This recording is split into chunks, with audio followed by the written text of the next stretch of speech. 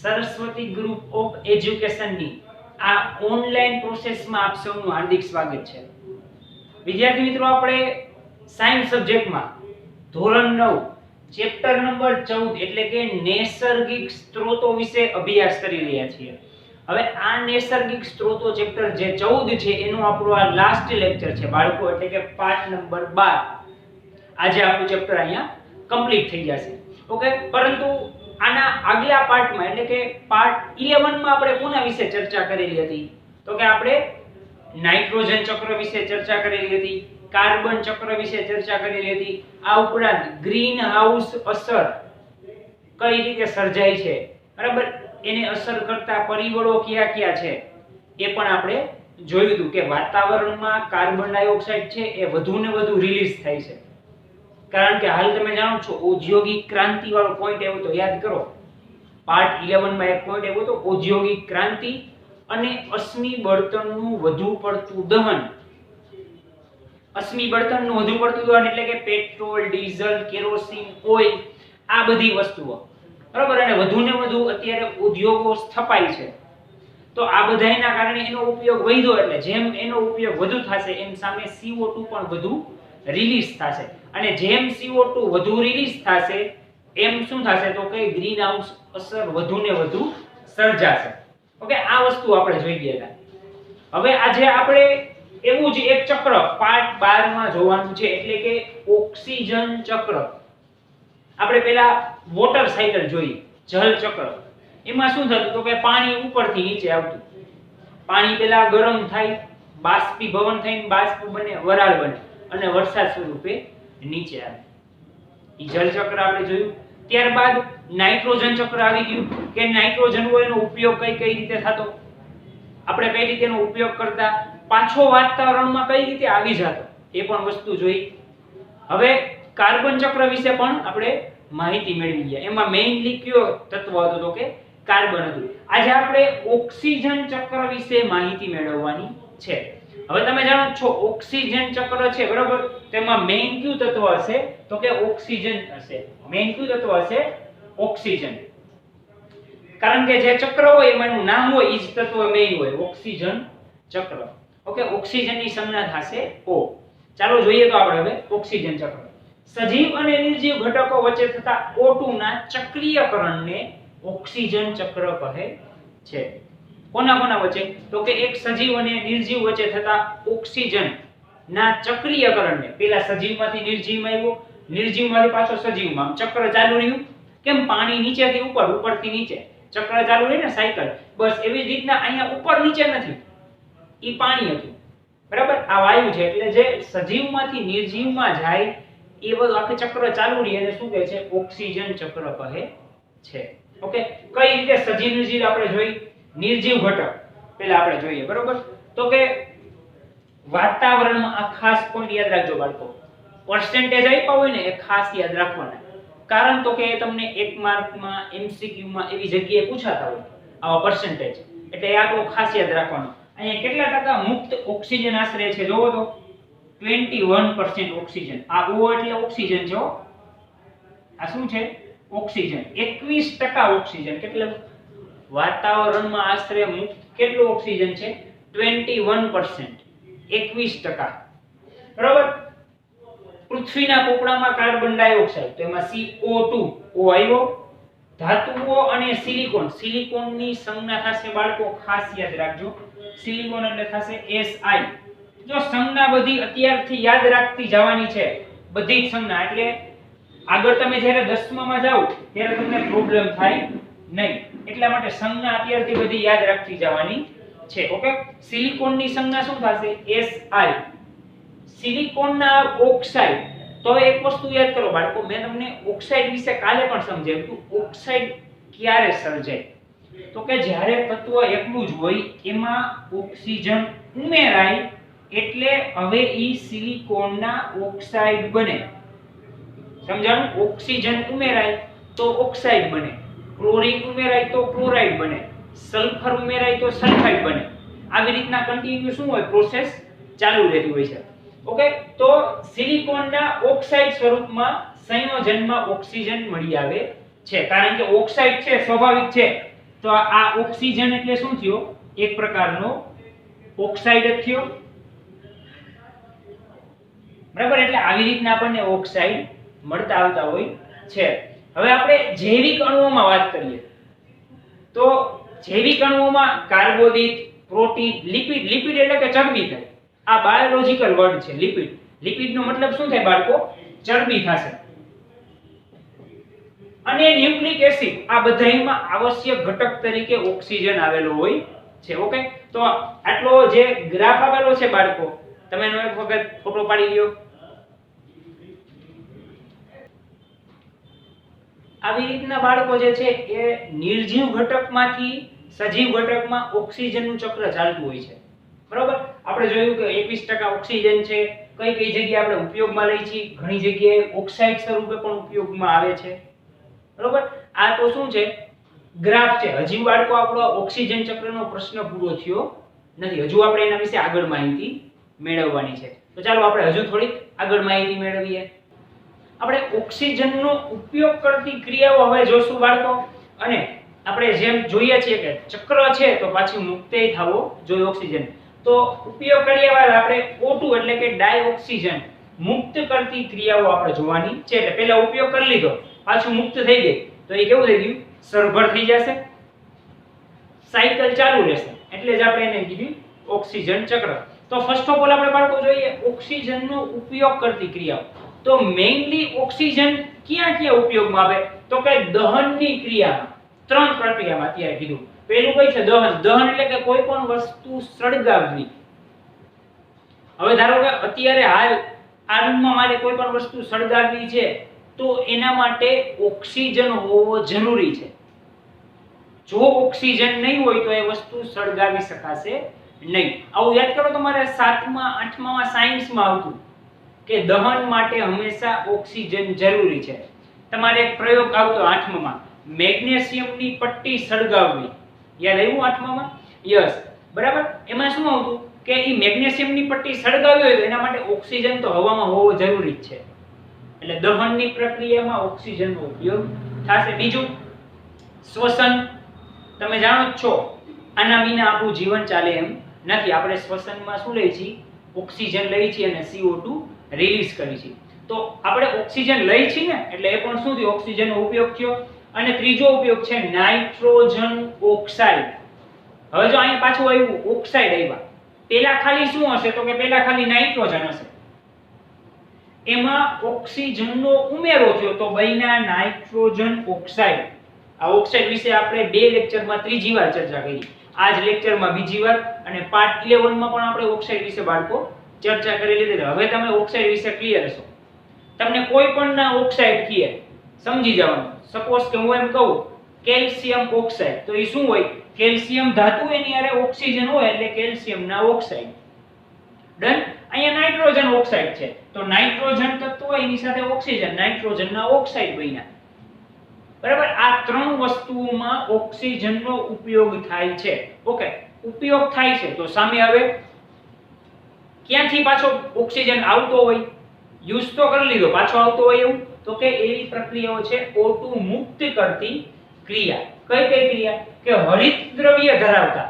હરિત દ્રવ્ય એટલે શું? તો કે વનસ્પતિ હોય ને, વનસ્પતિ એના પર્ણમાં હરિત દ્રવ્ય હોય.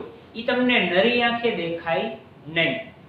પાન હોય, પાન તમને લીલું દેખાય છે. કારણ શું કામ લીલું દેખાય છે? કોના કારણે? તો કે આ અંદર રહેલા હરિત દ્રવ્યના કારણે. હરિત દ્રવ્ય ધરાવતા સજીવો, દાખલા તરીકે લીલી વનસ્પતિઓ વડે થતી પ્રકાશ સંશ્લેષણની ક્રિયા દ્વારા O2 વાતાવરણમાં પાછો મુક્ત કરાય છે. હવે પ્રકાશ સંશ્લેષણ ક્રિયા વિશે આવ્યું કે હવે તમે બધા જાણો જ છો. શું? તો કે લીલી વનસ્પતિ સૂર્યપ્રકાશ અને ક્લોરોફિલની હાજરીમાં, ક્લોરોફિલ યાદ આવ્યું? આગલો લેક્ચર યાદ કરો. ક્લોરોફિલ શું? તો કે મૂવમેન્ટ માટે, વનસ્પતિ મૂવમેન્ટ નથી કરી શકતી એટલા માટે એનામાં હોય, જ્યારે મનુષ્યમાં હોતું નથી. એટલે પ્રકાશ સંશ્લેષણની ક્રિયા હજી એકવાર શું? તો કે વનસ્પતિ સૂર્યપ્રકાશની હાજરીમાં ક્લોરોફિલની મદદથી પોતાનો ખોરાક પોતાની જાતે બનાવે. આ પ્રક્રિયાને શું કહે છે? ફોટોસિન્થેસિસ અથવા તો પ્રકાશ સંશ્લેષણની ક્રિયા. ડન. તો આમાં શું થતું હોય, એમાં ઓક્સિજન છે એ વાતાવરણમાં પાછો મુક્ત થતો હોય છે.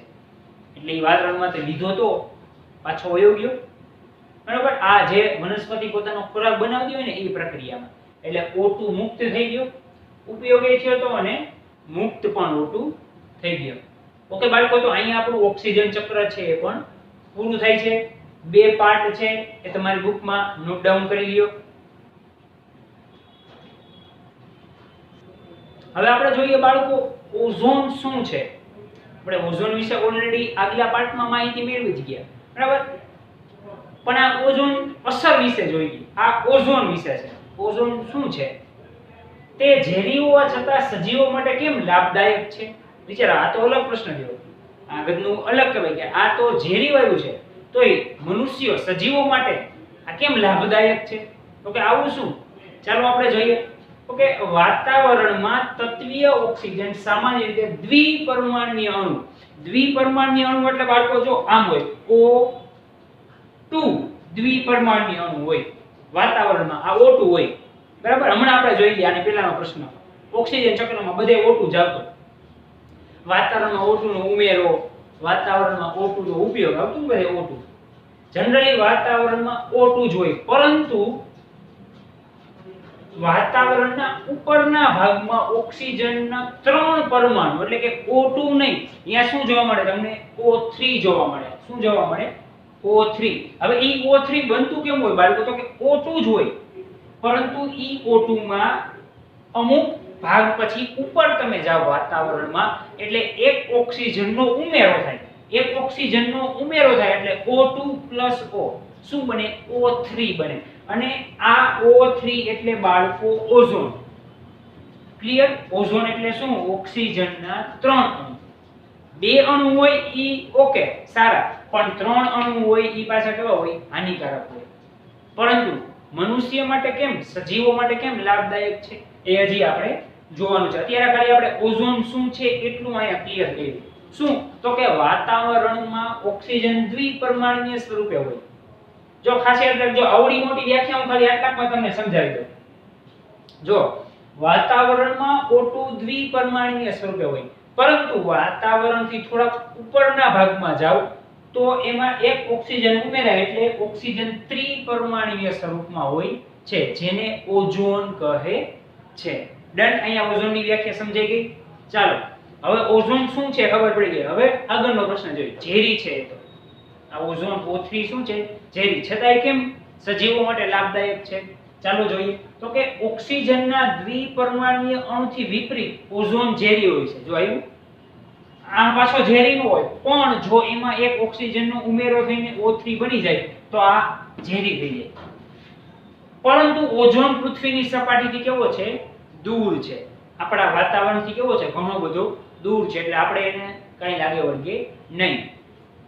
તે સૂર્યમાંથી આવતા હાનિકારક વિકિરણો, જો હવે ઝેરી છે છતાંય મનુષ્યો સજીવો માટે કેમ લાભદાયક છે એ હવે ચાલુ થયું. તો કે સૂર્યમાંથી આવતા વિકિરણો, UV એટલે એનું નામ થાય અલ્ટ્રાવાયોલેટ કિરણો. શું થાય? અલ્ટ્રાવાયોલેટ. આનું ખાસ નામ યાદ રાખજો બાળકો. આનું નામ થશે અલ્ટ્રાવાયોલેટ. નું શોષણ કરી પૃથ્વીની સપાટી પર પહોંચતા રોકે છે. આ રીતે સજીવો માટે લાભદાયક છે. સાવ સિમ્પલ. શું? તો કે ધારો કે આ પૃથ્વી છે આપણી, બરાબર. ચાલો હવે અર્થ છે, આ ઈ કરી નાખું છું. અર્થ. ઓઝોન શું છે એ તો તમને ખબર પડી ગઈ. ઓક્સિજન 3 અણુ ભેગા થાય, ઓઝોન ના ઝેરી હોય. હવે હોય ક્યાં? તો કે પૃથ્વીથી બાહ્ય વાતાવરણ. પૃથ્વીમાં હોતો નથી. ચાલો એના બાહ્ય એટલે કે આટલા અહીંયા ઓઝોન છે. આ રાઉન્ડ કર્યું શેનું છે? ઓઝોનનું સ્તર છે. ચાલો, તો આ તો ઝેરી છે, છતાંય પૃથ્વી, સજીવો ઉપર પૃથ્વી ઉપર જે વસે છે એના માટે કેમ લાભદાયક? તો કારણ કે આ સૂર્ય છે એના કિરણો ડાયરેક્ટ નહીં આવે પૃથ્વી પર. ઈ શું થશે? આનાથી અંદર જઈને આનામાંથી આવશે. આ UV કિરણો છે એ આમાં શોષાઈ જાય, આમાં આ ઓઝોનના સ્તરમાં. એટલે આપણને જે કિરણોનો તાપ લાગતો ને એના કરતાં તો ઘણો હોય, પરંતુ ઈ આ ઓઝોનમાં શોષાઈ જતો હોય છે. એટલે આપણે ગણાઈને આવે, ટૂંકમાં ઇન શોર્ટ ગણાઈને આવે. કેવું હોય? હંમેશા ચોખ્ખું જ હોય. તો આમાં એને જેવું હોય, ઓઝોનના સ્તરમાં કિરણો ગળાઈ જાય પછી આવે. એટલે જો તમે જોયું હોય કે ઓઝોન સ્તરમાં ભંગાણ થયું, આવું તમે ઘણી વખત ન્યૂઝપેપરમાં વાંચતા હોય, બરોબર, તો ઓઝોન સ્તરમાં ભંગાણ થાય એ પૃથ્વી માટે જરા પણ સારું નથી. કેમ કે ભંગાણ થયું તો શું થાય? સૂર્યના કિરણો ડાયરેક્ટ પૃથ્વી ઉપર આવશે, અને ડાયરેક્ટ પૃથ્વી ઉપર આવે તો એ બહુ જ હાનિકારક. આપ તમે જાણો છો કે દર વર્ષે ઉનાળામાં દિવસે ને દિવસે તાપમાન વધતું જ હોય છે, બરોબર, તો એ પાછું દર વર્ષે આવું હોય તો એ વધતું જાય. તો વિચારો, આ તો ન હોય ને ભંગાણ થાય, ઓઝોનના ગાબડા પડે અને ડાયરેક્ટ જો કિરણો આવે તો વધારે ખરાબ પરિસ્થિતિ ઉર્જાય. એટલા માટે ઓઝોન સ્તર છે એ કામનું. અને કયા કિરણો હોય? અલ્ટ્રા વાયોલેટ કિરણો. ઓકે બાળકો, આ પ્રશ્ન નોટ ડાઉન કરી લ્યો. આના પછી આપણા આ નૈસર્ગિક સ્ત્રોતો એટલે કે ચેપ્ટર 14 નો છેલ્લો પ્રશ્ન બાકી રહેશે. ઓકે, આ બે પ્રશ્ન, આ એક પ્રશ્નના જેટલા પોઈન્ટ છે બધા નોટ ડાઉન કરી લ્યો. હવે બાળકો, આપણો આ ચેપ્ટરનો છેલ્લો પ્રશ્ન એટલે કે આ ઓઝોન સ્તર છે એનું વિઘટન, એમાં કઈ રીતના ભંગાણ પડે છે. અને યાદ રાખજો, ઓઝોન સ્તરનું ભંગાણ પડે એટલે એ પૃથ્વી પર રહેલા સજીવો માટે નુકસાનકારક છે, બરાબર, એ સારું નથી. ભલે એ વાયુ ઝેરી છે, તો આપણને એક પ્રશ્ન એમ પણ થાય અને થવો જ જોઈએ કે ભાઈ આ તો ઝેરી વાયુ છે ને એ તૂટે છે તો કેમ આપણા માટે નુકસાનકારક? પણ હમણાં મેં તમને સમજાવ્યું ને, એવી રીતના નુકસાનકારક છે. હવે એ જનરલી ઓઝોન સ્તરનું વિઘટન કાંઈક તો જે માણસો છે પૃથ્વી પર રહેલા એના કારણે જ થાય છે, બીજા સજીવોથી નથી થતું, પ્રાણીઓને એની કોઈ નથી કરતું. કેમ કે આપણે દિવસ પ્રતિ દિવસ એવા ઝેરી વાયુઓનો ઉપયોગ કરીએ છીએ, બરાબર, કે જે હવામાં જાય છે અને ઓઝોનનું સ્તર નબળું પાડી દે છે. એવા ઝેરી વાયુઓ ક્યાં ક્યાં છે? તો કે એક ઊંચો નામ લખો તો CFC. CFC એટલે એનું ફૂલ ફોર્મ શું થાય? તો કે CFC નું પૂરું નામ થશે ક્લોરોફ્લોરોકાર્બન. શું થશે? ક્લોરોફ્લોરોકાર્બન અથવા કાર્બન્સ વધારે હશે તો. હવે આ CFC વાયુઓ છે, બરોબર, એ ઘણી બધી પ્રવૃત્તિઓથી માનવ આનો ઉપયોગ કરે છે અને વાતાવરણમાં આને છોડતો હોય છે. હવે આ શું કરે? તો કે ડાયરેક્ટ એ જે છે એનું ઓઝોન સ્તર એને નબળું પાડવામાં આનો હાથ હોય. આમાં મેઇનલી કયા કયા વાયુ હોય? તો કે ક્લોરો એટલે જો આ નામ સાંભળો તો શું યાદ આવે? ક્લોરીન યાદ આવ્યું? એક હશે ક્લોરીન. ત્યારબાદ ફ્લોરો સાંભળો, શું યાદ આવ્યું? ફ્લોરીન યાદ આવ્યું ને? એટલે આ શું છે? ફ્લોરીન, બરાબર. Chlorofluoro carbons. ડન. તો આ વાયુઓ જે છે એ મેઇન આ ઓઝોન સ્તરનું વિઘટન કરવા માટે જવાબદાર હોય છે. હાલમાં ઘણા બધા એવા વિસ્તાર છે, જેમ કે એન્ટાર્કટિકાનો જે વિસ્તાર છે ઉપરનો, અહીંયા ત્યાં બધે ઓઝોનના ગાબડા પડવાની ખૂબ જ ચર્ચા છે. કેમ કે અહીંયા એનું ઓઝોનનું સ્તર જે છે એ આવા વધુ પડતા વાયુઓના ઉપયોગના કારણે તૂટી ગયું છે. અને ઓઝોનનું સ્તર તૂટે એટલે ખૂબ જ નુકસાનકારક. કેમ કે અહીંયાનો બરફ છે એ ખૂબ જ ઝડપથી પીગળી રહ્યો છે. ખૂબ ઝડપથી ક્યારે પીગળે? જો એના ઉપર ગરમી હોય, એક અમુક માત્રા કરતા વધુ માત્રામાં ગરમી આવતી હોય તો જ પીગળે. તો એટલા માટે જેવું થાય, તો ગરમી ક્યારે આવે? કેમ કે જે સૂર્યપ્રકાશ છે એને ડાયરેક્ટ કિરણો આવતા હોય. ઓલું તો શું હતું? મેં તમને આકૃતિમાં દર્શાવ્યું એમ ઓઝોનનું સ્તર ઉપર હતું એટલે ગળાઈને આવતા, એટલે આપણા માટે બહુ હાનિકારક નહોતા. પરંતુ હવે ગળાઈને ન આવે, ડાયરેક્ટ આવે એટલે શું થાય? એ નુકસાનકારક છે. પણ યાદ રાખજો, હજી આ એન્ટાર્કટિકાના બરફ વિસ્તારમાં આવે છે એટલે હજુ પ્રોબ્લેમ નથી. પરંતુ જ્યારે પૃથ્વીના એવા વિસ્તારોમાં કે જ્યાં સજીવ સૃષ્ટિ વસવાટ કરે છે ત્યાં જો ઓઝોનમાં ગાબડું પડ્યું અને આવશે તો એ તકલીફદાયક હશે. એટલા માટે જ આવા વધુ પડતા ઝેરી વાયુઓ જે છે એનો ઉપયોગ જેમ બને એમ ઘટાડવો જોઈએ. જો આજથી જ આપણે બધા સંકલ્પ લેશું તો જે ઓઝોનનું સ્તર છે એ નિયમિત જળવાઈ રહેશે. પરંતુ નકર જો આવા વધુ પડતા વાયુઓનો ઉપયોગ થયો તો દિવસે ને દિવસેમાં ગાબડું પડતું જશે ને એક દિવસ એવો આવશે કે ઓઝોનનું સ્તર જ નહીં હોય. એ દિવસ જો આમનેમ ચાલ્યું તો દૂર પણ નથી. ઓકે બાળકો, તો અહીંયા આપણું ચેપ્ટર સાવ કમ્પ્લીટ થઈ છે. આમાં આપણે મેઇનલી શું જોયું? તો કે પહેલા જંગલોથી ચાલુ કર્યું, વૃક્ષો, જંગલો, પાણી, બરાબર. પછી આપણે બધા ચક્ર ઉપર આવ્યા એમાં જંગલોનો બચાવ કઈ રીતના કરવો, વૃક્ષોનો બચાવ કઈ રીતના કરવો, પાણીનો બચાવ કરવો, પાણીનો બચાવ કરશું તો ફાયદા શું થશે, નહીં બચાવીએ તો નુકસાન શું થશે, આ બધી વસ્તુ આપણે જોઈ. ત્યારબાદ આપણે એક પ્રકારના અલગ અલગ ચક્ર ઉપર આવ્યા. પહેલા આપણે સૌપ્રથમ જળ ચક્ર જોયું, નાઇટ્રોજન ચક્ર, કાર્બન ચક્ર, ઓક્સિજન ચક્ર આપણે પૂરું કર્યું. પછી ઓઝોન વિશે માહિતી મેળવી. બરોબર, અહીંયા આપણું ચેપ્ટર આ પૂરું થાય છે. અને હોમવર્કમાં બાળકો તમારે આગળ જે પ્રશ્ન આપણે આ પાર્ટ 12 માં સેશનમાં ચાલ્યા એ 2 વાર લખવાના છે. એની સાથે સાથે આ જે ઓઝોન સ્તરનું વિઘટન છે એ બાળકો પ્રશ્ન મેં લખેલો નથી પણ તમને વ્યવસ્થિત સમજાવેલો છે. તો એ તમારે વ્યવસ્થિત સમજીને એના વિશે 5 વાક્યો, એક એક લીટીના 5 વાક્યો તમારે જાતે બનાવવાના છે. પ્રશ્ન સાંભળીને વ્યવસ્થિત જવાબ તમારે જાતે લખવાનો છે. એમાં બધા પોઈન્ટ કવર થઈ જવા જોઈએ. ક્યાં કે તો કે CFC વાળા, ક્લોરોફ્લોરોકાર્બન, ફ્લોરિન, ક્લોરીનનો વધુ ઉપયોગ હોય, ગાબડા પડે. બરાબર, એટલે એની તમને આકૃતિ જો તમારી નવનીતમાં આપેલી જ છે કે પૃથ્વી ઉપર એનો કલર આખો ફરી ગયો હોય. ડન. તો અહીંયા આપણું આ ચેપ્ટર 14મું છે એ પૂરું થાય છે. આઈ હોપ કે તમને વ્યવસ્થિત આ ચેપ્ટર સમજાઈ ગયું હશે. ઓકે, તો વધુ નવા લેક્ચરમાં આપણે એક નવા સારા એવા ચેપ્ટર સાથે મળીશું. આવજો.